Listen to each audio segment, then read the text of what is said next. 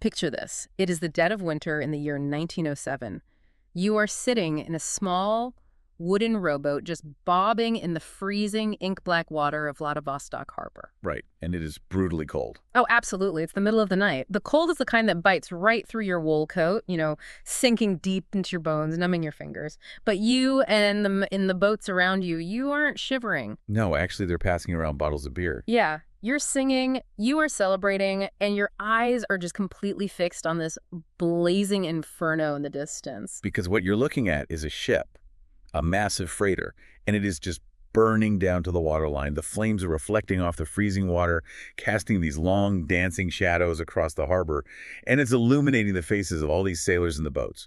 And they're just watching it burn with this profound sense of relief. Right. You watch as the wooden superstructure of this massive vessel finally just gives way to the heat. It groans, it splinters, and it collapses inward in this spectacular shower of sparks drifting up into the night sky. The heavy iron hull slowly capsizes, and the freezing ocean water rushes in to claim it. And this is where it gets terrifying. Yeah, because just as the very last piece of that ship slips beneath the dark waves, a sound echoes across the water, a scream, but it doesn't sound human. It is the kind of sound that stops the singing instantly. I mean, it's the kind of sound that reminds you exactly why you rowed out into the freezing darkness to set that ship on fire in the first place. It's the kind of sound that haunts you for the rest of your life. So, welcome to today's deep dive. Today, we are undertaking a very specific mission. We are taking a descent into one of the most chilling, heavily debated, and frankly terrifying maritime legends in recorded history. We are unpacking the story of the Russian freighter, the Ivan Vassili. And to reconstruct this timeline, we are pulling from a massive stack of sources. But instead of just listing them off like a bibliography, we're going to weave them into the narrative as we go. So we're looking at historical archives on 19th century Russian explorers. We're diving into maritime mystery records, and we'll be bringing in modern investigative documentary transcripts. Yeah, like that fantastic forensic breakdown by Yo-Yo TV and the really deep dive research of Michael Benitez. Exactly. We have to look at every single angle of this to figure out what really happened out there on the water. Because this isn't just a ghost story. I mean, it is a study in survival, psychology, and the absolute limits of human endurance. And before we get into the weeds, I want you, the listener, to really put yourself in this environment. Imagine the claustrophobia of being trapped on the open ocean. You're inside this iron and wood box, thousands of miles from shore. Out there, you can't just walk away when things go wrong. Right. You can't call for help. No, you are entirely, completely at the mercy of the sea, the elements, and perhaps most terrifyingly, the minds of the people trapped inside that box with you. And that isolation is the absolute key to understanding this entire saga. Because while we are going to dissect the facts, the fiction, the history, and the incredibly dark science of this case later on, we need to first walk through the story exactly as those doomed sailors experienced it. We need to look at it as a living, breathing nightmare. Okay, so let's unpack this. Before a ship becomes a legend, or, in this case, a curse, it starts as an ambition. It starts as blueprints on a table. We need to understand exactly what kind of vessel we are boarding today. And to do that, we have to look at the haunted legacy of the man it actually shares its name with. Right, so the namesake of the ship is Ivan Filipovich Vasiliev. In historical records, you'll often see him referred to as Ivan Vasiliev I, just to distinguish him from other Russian mariners of the era. He lived from 1776 to 1812, and he was this incredibly accomplished explorer and navigator for the Imperial Russian Navy. And when we talk about 19th century explorers, we really have to understand the sheer audacity of what they were doing. Vasiliev was the kind of guy who looked at a blank, terrifying map of the freezing North Pacific Ocean and basically said, yeah, I'm going to fill that in. Which is just wild to think about. Totally. In 1806, he accompanied the famous ship Neva to explore the coasts of Alaska. He explored the Alexander Archipelago. He surveyed the western shore of Baranof Island in 1809. But the most staggering part of his legacy is his methodology, because he mapped the Aleutian Islands completely on his own initiative without specific orders. And he did it with tools that we would consider incredibly rudimentary today. And he was navigating the treacherous, freezing, storm-battered waters of the Aleutian Islands using nothing but a sextant and a chronometer. Let's actually talk about what that means because it really highlights how intensely focused and brilliant this man was. A chronometer is essentially just a highly, highly accurate mechanical clock. If it loses or gains even a few seconds, your calculation of longitude is going to be by miles and you could smash your ship into a reef. Right. And a sextant is this instrument used to measure the angle between a celestial body, like a star or the sun, and the horizon. So imagine standing on the wooden deck of a ship that is pitching wildly in the freezing Alaskan rain, trying to hold this brass instrument perfectly steady to measure the angle of a star, just so you don't die. It's basically superhuman. Yeah, doing this alone in the Aleutian Islands is practically superhuman. He left his mark on the world, quite literally. Vassili Bank near Sitka and Vassili Rock in Kodiak are named directly after him. His dedication was legendary, yeah, but there is a very dark, tragic parallel here between the man and the ship that would later bear his name. After surviving the harshest, most unforgiving environments in the North Pacific, charting the absolute unknown, his life ended in this sudden tragic irony. Upon his return from America to Russia in July of 1812, Ivan Vassili actually drowned in Okhotsk Harbor. In all of his preface papers, his meticulously drawn maps, his life's work, it was all just lost to the water. It's such eerie foreshadowing. It really is. He spent his life conquering the eastern Russian waters, only to have those exact waters swallow him whole right as he reached safety. And so, nearly a century later, in 1897, the Russian government decides to honor his legacy by building the Ivan Vassili. But, and this is crucial, the Ivan Vassili was not a ship built for glorious exploration.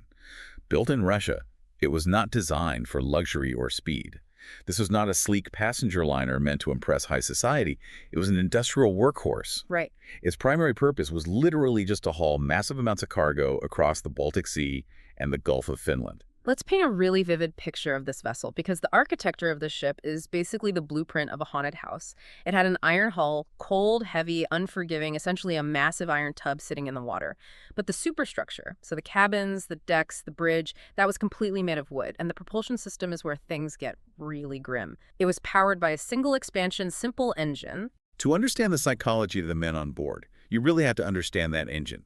A single expansion steam engine means steam enters the cylinder, pushes the piston exactly once, and is then exhausted. So it's incredibly inefficient compared to later multiple expansion engines. Exactly. But more importantly, it is loud. It creates this constant, rhythmic, inescapable thudding that just vibrates through the entire iron hull of the ship. And it meant the ship was agonizingly slow. The Ivan Vassili had a top speed of just 8 knots. To put that in perspective for you, a brisk walk on land is about 3 to 4 knots. You could practically jog along the coast and keep pace with this massive freighter. It's crawling. Literally crawling. But what it lacked in speed, it made up for in capacity. It had massive coal bunkers, carrying enough fuel to travel up to 2,500 miles without stopping. It was essentially a slow-moving, floating iron tortoise. And for the first 5 years of its life, from 1897 to 1902, that floating tortoise was perfectly reliable. It did its job hauling cargo in the cold, familiar waters of the Baltic. But if we look at the mundane industrial design of this ship, I'd actually argue that it makes it more terrifying when things go wrong. Think about it. You are on a ship that shares a name with a man who drowned in eastern Russian waters. Structurally, you are in a massive wooden cage built on top of an iron tub, and because you're moving at 8 knots, there is absolutely no way to escape danger quickly. Yeah, that's a great point. If something goes wrong out there on the vast open ocean, you can't outrun it. The architecture of the ship dictates the psychology of the crew. On a fast, modern vessel, you have the illusion of outrunning danger. You have communications. But on an industrial freighter in the early 1900s crawling across the ocean, time dilates. If you feel trapped, that feeling stretches over weeks and months. Just listening to that engine. Right, the slow, rhythmic thumping of that single expansion engine literally becomes a metronome for your paranoia. Yeah. You're entirely cut off from the rest of humanity, enclosed in an iron and wood factory that just happens to float. So we have this reliable Baltic freighter. It's doing its job. How does it transition from a sturdy cargo hauler into a literal slaughterhouse? To understand that, we have to look at how the context of the world around the ship changes. It's 1903. The geopolitical climate is an absolute powder keg.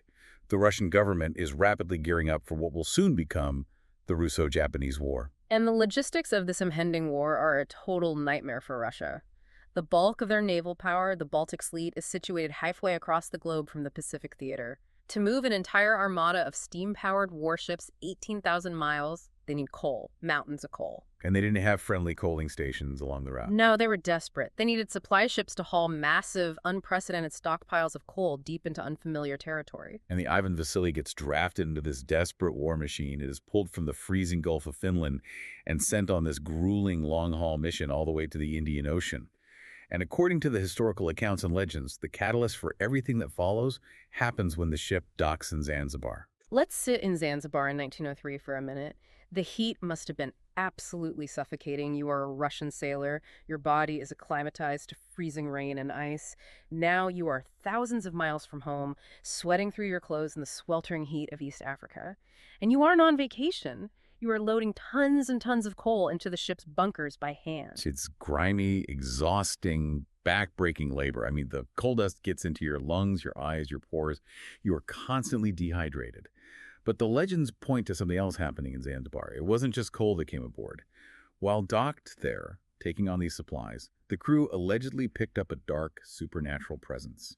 Imagine the psychological shift in the crew. You are already stressed about hauling war supplies for a conflict looming over your head. You're exhausted. And then this heavy, negative energy settles over the ship. The men start to report this unshakable, eerie sensation of being watched. It didn't start with a massive explosion of violence either. It started as a creep, a slow, agonizing burn.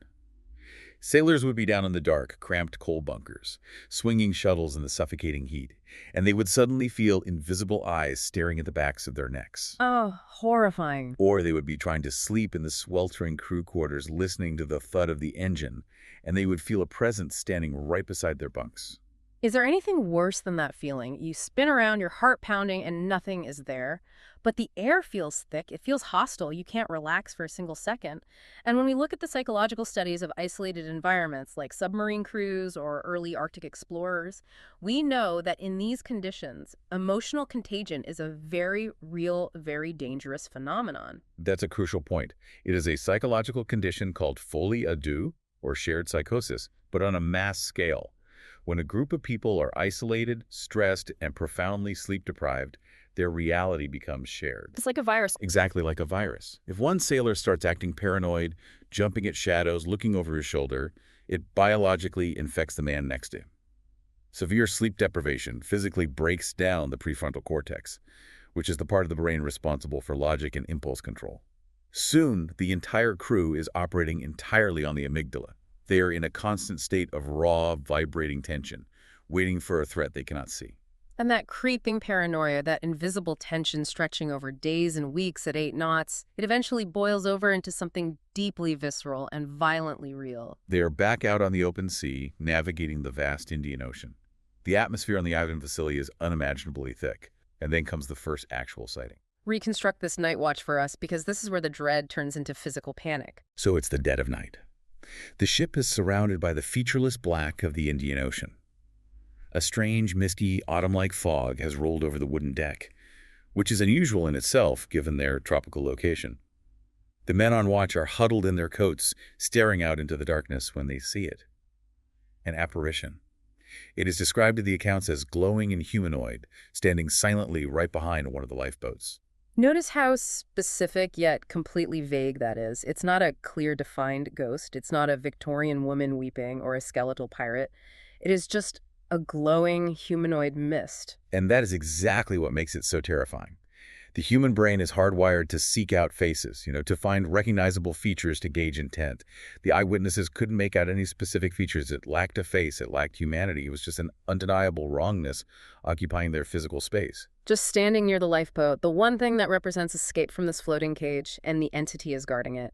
And after that sighting, the tension on the ship doesn't just build, it shatters completely. A few days later, the quiet dread erupts. Without any warning whatsoever, a horrifying, piercing scream echoes through the entire ship. Same scream from the burning at the end. Yes. And it doesn't sound like a man calling for help. It sounds like pure, unadulterated terror. And suddenly, as if a switch had been violently flipped in the brains of the crew, they descend into complete and total collective hysteria. They start attacking each other. violently. It is a wild, bloody, desperate melee. Men who had sailed together for years, eaten together, relied on each other for their very survival, are suddenly tearing at each other's throats. They're throwing brutal punches, picking up whatever blunt objects they can find, actively trying to kill one another on the decks. And the most chilling part of this, when you read the survivor accounts and the sources, is the human element underneath the violence, the profound confusion. The men who survived this frenzy later reported that they had absolutely no idea why they were fighting. Right.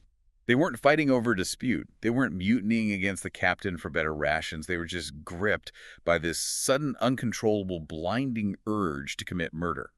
The higher reasoning parts of their brains simply shut down, completely overwritten by a primitive, violent impulse. This is the truest form of horror. We talk about sea monsters and ghosts, but this is the loss of your own autonomy. You wake up from a fugue state with your hands wrapped around your best friend's throat, feeling his pulse flutter against your palms, and you don't even know how you got there. Is there anything scarier than realizing your own mind has been weaponized against you? It strips away the very foundation of maritime survival, which is trust. On a ship, trust is life. If you can't trust the man next to you to tie off the line during a storm, you die. Now imagine realizing you can't even trust your own hands not to strangle that man. The psychological damage of that realization is catastrophic. And this violent frenzy, this collective madness, it only stops when it claims its first victim. Alec Levinsky. Yes. Amidst the chaos of the brawl, a crewman named Alec Levinsky breaks away from the fighting. But he doesn't try to hide the rigging or lock himself in the cabin. Driven by a terror we can't even comprehend, he throws himself entirely overboard, plunging into the murky, freezing waves of the ocean. He drowns in the darkness.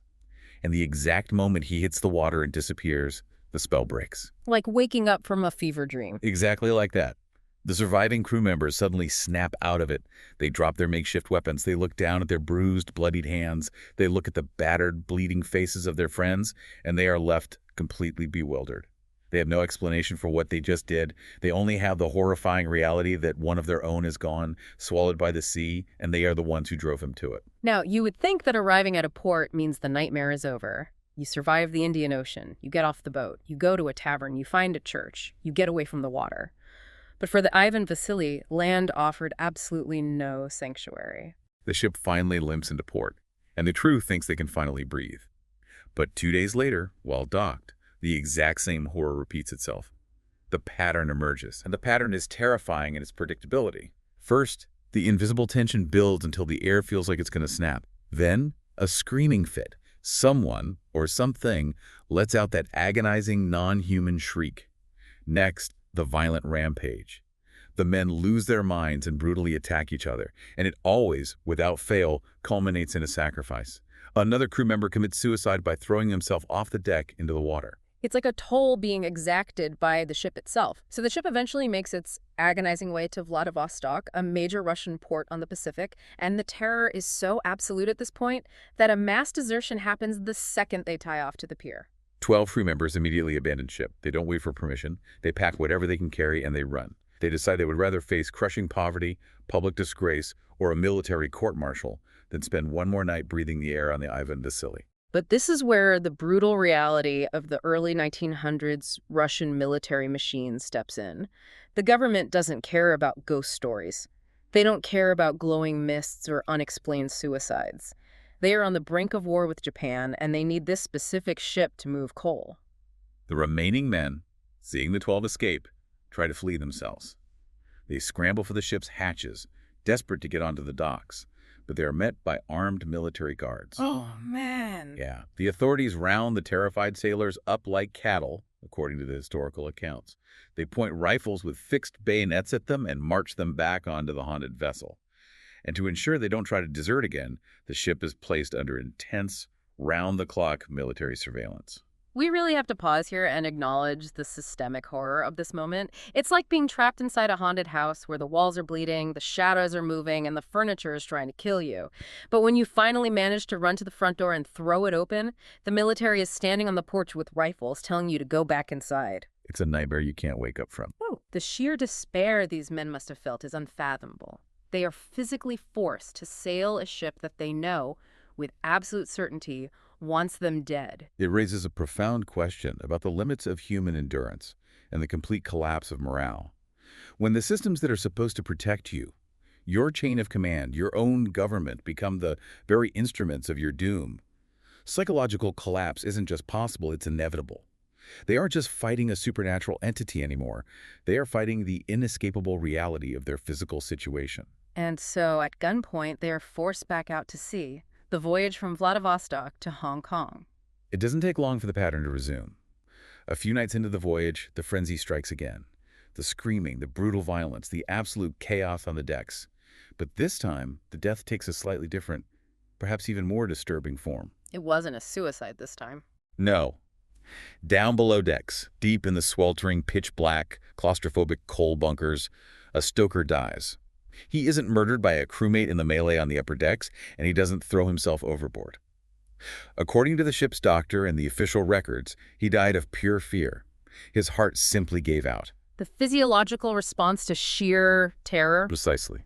The terror of whatever presence was down there with him in the dark, breathing down his neck, literally stopped his heart from beating. His body flooded with so much adrenaline that his cardiovascular system completely failed. I can't even fathom the level of fear required to induce a fatal heart attack in a hardened, seasoned Russian stoker. And the horror doesn't stop there. They finally reach Hong Kong, and the final pillar of authority on the ship just completely shatters. Captain Sven Endrest. A captain is supposed to be the absolute anchor of a ship, the steady hand in the storm.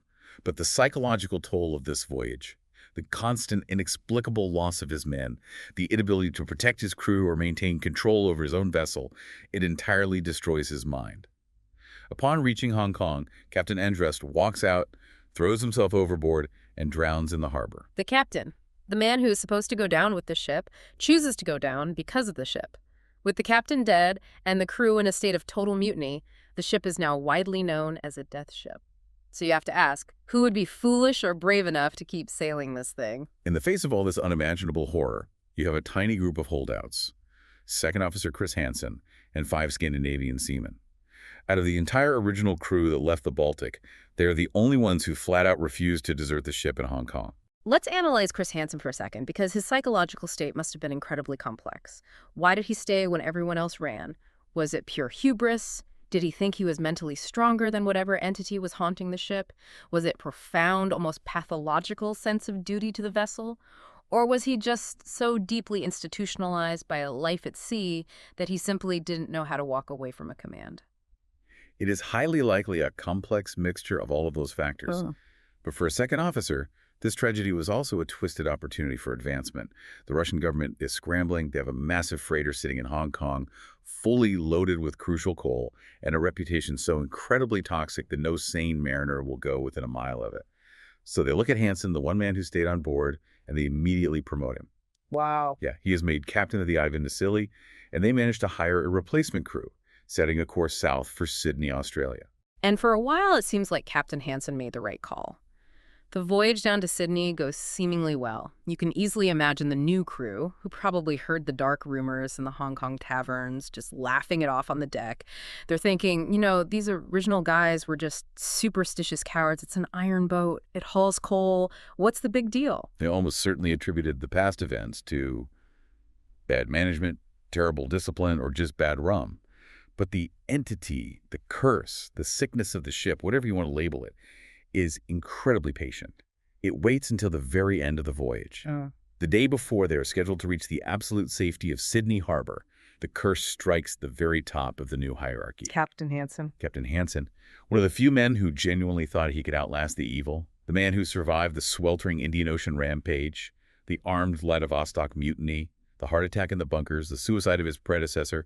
He walks into his private cabin, takes out a service revolver, and shoots himself in the head. It is so devastating to survive all of that horror, to endure the unimaginable day after day, and then to take your own life just 24 hours before you reach dry land and safety. Was it the entity finally breaking down his mental walls, or was it just the accumulated crushing PTSD of watching his friends die, realizing he had led a brand new crew of men into the exact same trap? If we look at the psychology of survival in extreme situations, sometimes the moment right before salvation is when the mind finally allows itself to break. While you are in the thick of survival, actively fighting for your life, adrenaline and cortisol carry you. You don't have time to process trauma. But as the pressure begins to lift, as you see the coastline of Sydney on the horizon, the full, unbearable weight of the trauma crashes down on you all at once. Whether it was a supernatural force manipulating his hand or the unbearable weight of survivor's guilt, the result is exactly the same. The ship claims another captain. And the ship docks in Sydney with a fresh corpse in the captain's quarters and a terrified replacement crew. Unsurprisingly, the entire replacement crew abandons the ship the very moment the gangplank hits the Australian dock. They want absolutely nothing to do with it. The only man who stays behind this time is the boatsman, a man named Harry Nelson. For 4 long months, the Ivan Vassili sits there rotting in Sydney Harbor. Nelson desperately tries to recruit a new crew, but the legend of the death ship has spread across the globe. No Russian sailor, no seasoned mariner of any nationality will even look in the direction of the Ivan Vassili. It is thoroughly, globally blacklisted. So Harry Nelson is stranded in Australia with a haunted, massive iron and wood freighter.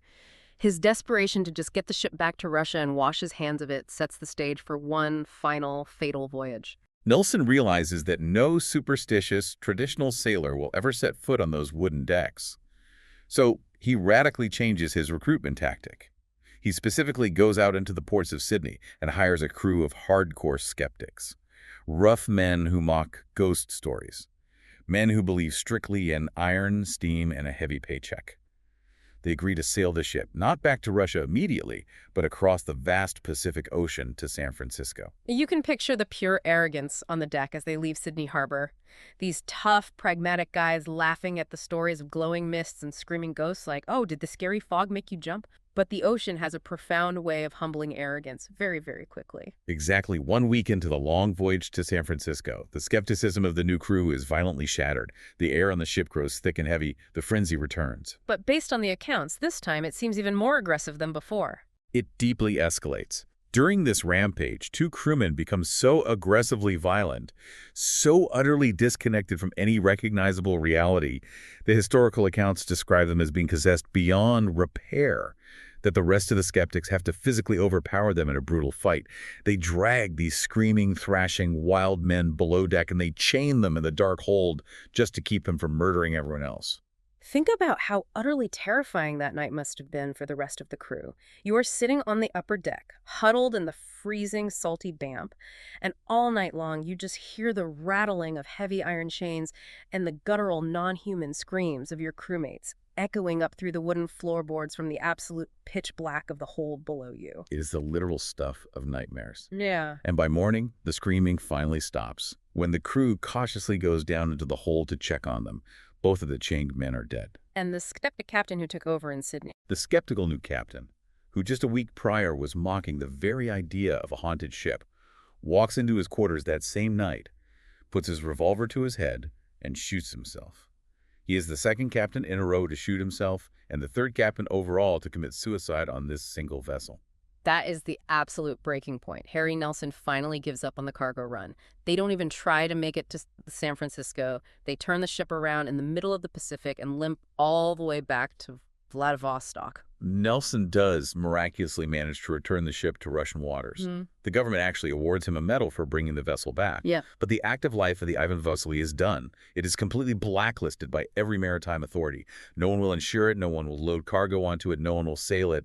For years, this massive iron and wood monument to suffering just sits vacant, slowly rotting away in the freezing harbor. Which brings us right back to our opening cinematic scene. It's 1907. The sailors of the port of Vladivostok decide they have had enough of looking at it. The ship is a blight on their harbor. It's a constant looming reminder of the men who went mad, the captains who shot themselves, the men who never came home. They decide to end the curse themselves. They row out in the dead of night, they douse the wooden decks in highly flammable fuel, and they set the Ivan Vassili ablaze. It is such a deeply, wonderfully human reaction to trauma. Like, we can't exorcise it, we can't sell it, it's driving us crazy just looking at it, so we are just going to throw a massive, fiery party and burn the trauma down to the waterline. Drinking beer in rowboats while the source of your nightmares turns to ash. But even in its final moments, the ship doesn't go quietly. The scuttling is successful. The wood burns completely away, the iron hull takes on water, and it capsizes. But as it sinks beneath the waves, the sailors present swore on their lives that they heard that sound. An eerie, echoing, non-human scream coming from the belly of the ship as the ocean swallowed it. A final protest from whatever had been living on board. And with that scream, the Ivan Vassili was gone. But the fire didn't end the story. It birthed a legend that has been fiercely debated for over a century. So what does this all mean? The fire put an end to the physical ship, but now we must put on our investigative journalist hats. Because as much as we love a terrifying ghost story, we have to look at the sources and ask, did any of this actually happen? This is where we have to look through a highly skeptical lens. If you dig into the research of maritime skeptics and authors like Richard Weiner, who wrote the classic book Ghost Ships, the historical foundation of the Ivan Vassili becomes incredibly murky. How murky are we talking? Because we just went through a very detailed timeline with specific names, specific ports, and specific methods of death. We are talking about glaring historical gaps. When modern maritime archivists and historians go looking for the official Russian naval registration, the blueprints or the commissioning records for a freighter named the Ivan Vassili, built in 1897 and scuttled in 1907, that matches this exact string of horrors, well, they can't find it. Wait, hold on. Are you saying the ship might not have even existed? If that's true, how do we explain the very specific details? How do we explain the specific award given to Harry Nelson by the Russian government for bringing the ship back from the Pacific? You don't get a medal for returning a ghost. That is the crux of the debate. What researchers have found is that this story is nearly identical, almost beat for beat, to another maritime legend about a Russian steamer named the Perrier, sometimes spelled Perrier in the archives. That ship reportedly suffered the exact same horror incident, complete with the tropical port visits, the violent suicides, and a fiery scuttling in 1907. Oh, that is fascinating. So the story of the Ivan Vassili might actually be a historical game of telephone. The trauma of the Perrier was so intense that it morphed into a completely new legend over decades of sailors retelling it in dark taverns. Precisely. It is a very common phenomenon in maritime history. It's remarkably similar to the famous case of the SS Orang Medan, another classic ghost ship legend where the entire crew allegedly died of sheer terror, their bodies found frozen with expressions of pure horror pointing at the sky. The Orang Medan is largely considered folklore, a story stitched together from various real-life maritime incidents, exaggerated by superstitious sailors, and heavily sensationalized by early 20th century newspapers looking to sell copies. But let's say, for the sake of argument, that the core of this story did happen, whether the ship was officially named the Ivan Vassili or the Perrier. Let's challenge ourselves to look at the facts of the legend, not through the lens of ghosts or folklore, but through a strictly scientific, medical lens, because sometimes the physical reality of what we build is scarier than the ghosts we imagine. Let's strip away the supernatural entirely. First, let's look at the location. The ship docked in Zanzibar in 1903. This was an era before modern antibiotics, before a deep understanding of tropical medicine. The crew could very well have contracted a severe tropical disease like malaria or yellow fever. High fevers can cause intense hallucinations, profound delirium, and extreme paranoia. You add that underlying sickness to the psychological environment of the ship. These men are brutally overworked. They are doing back-breaking manual labor in extreme heat. They are highly stressed about an impending massive war with Japan. Their baseline for mental stability is already severely compromised. They are ripe for a psychological break. But the most compelling rational explanation, and frankly, perhaps the most terrifying part of this entire deep dive, is the cargo itself. The ship was a freighter, heavily loaded with massive stockpiles of coal for the Russian war effort. The coal factor. I was reading through the investigative sources, and this is where I had a massive aha moment. Let's pull the mask off the monster here and look at the chemistry. What happens when you store tons of coal in an enclosed space? When coal is stored in large quantities in poorly ventilated, enclosed spaces, it undergoes a chemical process called oxidation. This process consumes the ambient oxygen from the air and slowly releases highly toxic gases, specifically carbon monoxide and coal gas. Let's talk about the biology of carbon monoxide poisoning because it perfectly maps onto the horrors of the Ivan Vassili. Carbon monoxide is odorless, it's colorless, and it's tasteless. The sailors would have absolutely no idea they were breathing it in. Biologically, carbon monoxide has an affinity for human hemoglobin that is 200 to 300 times greater than oxygen. It forcefully binds to your red blood cells and silently displaces the oxygen in your bloodstream. Exactly. Your lungs are still breathing, but your brain is suffocating. The early symptoms of low-level chronic carbon monoxide poisoning are intense headaches, dizziness, and profound psychological changes. As the brain starves for oxygen, it causes extreme paranoia. It causes intense visual and auditory hallucinations. Hallucinations, like seeing a glowing, featureless humanoid mist standing by a lifeboat, or hearing a non-human scream echoing through the ship. As the optic nerve and auditory cortex misfire from hypoxia, the brain invents terrifying stimuli to make sense of the panic. And as the poisoning progresses, it severely attacks the neurological system. It shuts down the prefrontal cortex, which controls logic and restraint, and leaves the primitive parts of the brain in control. This causes extreme, unprovoked aggression and profound confusion. People suffering from severe CO poisoning often become violently combative, thrashing around, and if they survive, they have absolutely no memory of why they were fighting. So let me get this straight. Let's look at the architecture of the ship again. You have a slow 8-knot ship with a heavy iron hull. That iron hull is essentially airtight at the bottom. And sitting on top of that iron tub is a heavy, sealed wooden superstructure acting like a lid. It is structurally the perfect container for trapping toxic gas below decks. A floating gas chamber. The stoker who died of pure fear down in the pitch-black bunkers. Was likely at ground zero of a highly concentrated carbon monoxide leak.